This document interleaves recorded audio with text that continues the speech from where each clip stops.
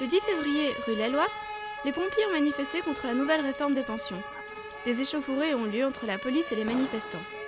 Malgré ces altercations, les pompiers ne changent pas leurs revendications.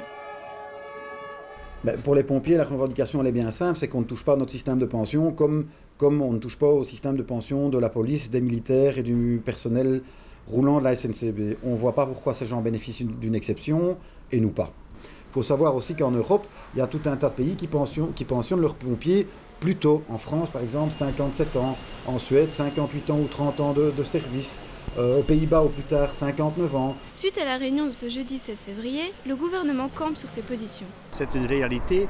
Les pompiers ont une autre tantième, ça veut dire le nombre d'années dont ils ont besoin pour aller en pension est aussi spécifique. Et on ne peut pas régler ça en une fois pour mettre tout le monde sur le même pied. L'opposition, elle, conteste la réforme gouvernementale. Ce n'est pas la bonne manière de faire ça. Je pense qu'on doit penser à des tâches plus légères pour des employés âgés dans des professions qui sont en fait physiquement très, très lourdes.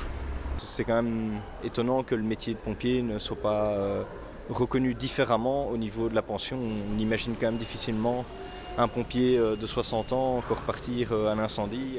Ce serait quand même dommage qu'un métier comme le nôtre doive faire partie des gens sacrifiés, quoi. Le conflit entre les pompiers et le gouvernement est loin d'être à son terme. De nouvelles manifestations sont à prévoir dans les jours qui viennent. Néanmoins, les pompiers continueront à assurer leur mission envers les citoyens.